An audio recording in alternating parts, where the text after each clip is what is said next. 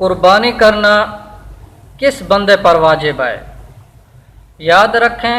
کہ سب سے پہلی شرط یہ ہے کہ وہ مسلمان ہو، غیر مسلم پر قربانی کرنا واجب نہیں۔ نمبر 2 عاقل ہو، نمبر 3 بالغ ہو، اور نمبر 4 مسافر نہ ہو، نمبر 5 کہ وہ صدقۃ الفطر کے نصاب کا مالک ہو، یعنی اس کی ملکیت میں 7.5 تولے سونا یا 52.5 تولے چاندی کی قیمت یا نقدی اشیاء اس کے پاس ہوں،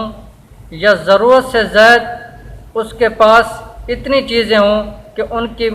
قیمت 52.5 تولے چاندی کی قیمت کو پہنچ جائے تو اس پر قربانی کرنا واجب ہے۔ یاد رکھیں کہ اگر کسی شخص کی ملکیت میں TV, radio, tape recorder اور اسی طرح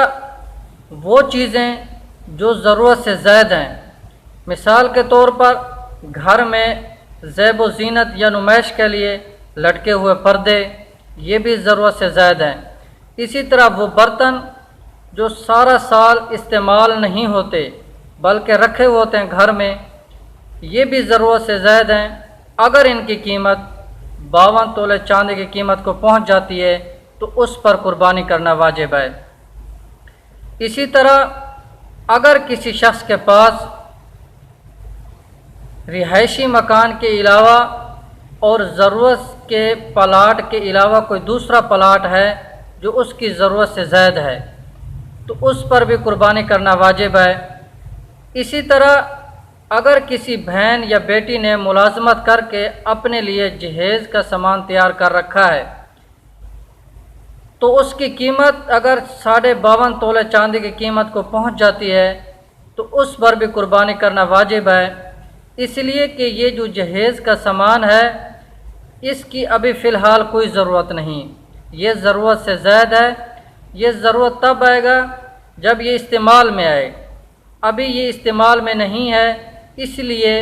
اس پر قربانی کرنا واجب ہے۔ اسی طرح اگر کسی شخص کے پاس اپنے استعمال کے کپڑوں کے علاوہ